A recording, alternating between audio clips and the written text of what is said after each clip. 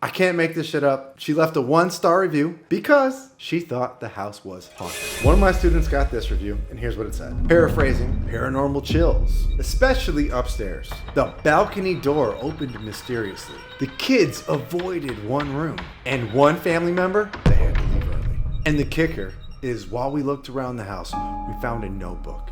And in the notebook, we read the words SOS and help me written inside. And lucky for us, the guest also left some parting sage advice. You should consider blessing the house. Now, initially my student was spooked. They're like, oh crap, I can't take this, a 1-star review. What am I gonna do? Is it haunted? What's going on? They started asking the cleaners, the handyman, any team that's been on the property in the last week or so.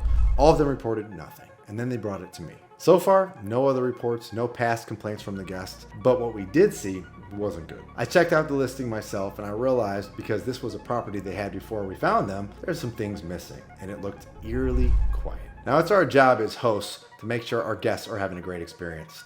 So sometimes you gotta look back at what you've done and said, hey, did I contribute to this in any indirect way? And these are the best findings we could share. The bedroom that nobody wanted to go near was just a little underdeveloped. No warming rug, pretty bad lighting, very bare and cold walls. And because there were hard surfaces everywhere, there was an echo.